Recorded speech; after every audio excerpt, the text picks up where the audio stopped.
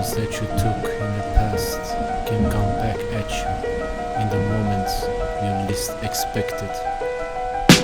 On a cold dark night, someone went missing. The small sibling went by without any hissing, cause her older sister was nowhere to be found. Her family was tormented on the cold ground. The tears of her mother were able to make a flood, haunted by the thoughts of the floor filled with blood of a person that she loved with all her heart, that even with a hug she couldn't from apart. Her last child was not feeling any way better, cause her mind was filled with only question marks.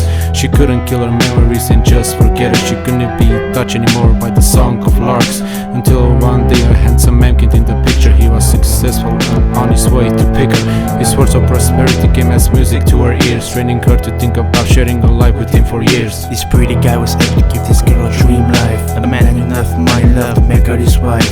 The love was blind, he wanted her to stop school. He said the life together would be so cool.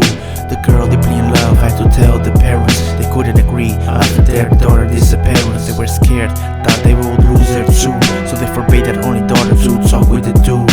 She tried to avoid him, but the love was too strong, so the guy got the chance that was waiting for so long. He invited her to stay a few days in his house, so she could see what a life together would be about. The girl followed him with heart-shaped eyes, far away till she saw a mansion like a heavenly prize, a place that easily would make her forget all the pain. The parents, her sister, everything was in vain.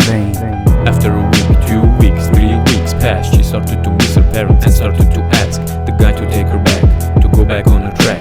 But the continuous rejecting words were coming back. I want to go home, no, you cannot go home. The boy's aggressiveness started to elevate under the dome. She started to feel that something is seeming wrong, but couldn't really do anything except kicking stone. She cried and cried until she came to an idea. With her pride and the wide eyes to escape the area. In the night she tried to run, but was caught by the servants and was thrown eventually in the guy's hands. She was raped by him and thrown in the basement, and that was her life's biggest displacement.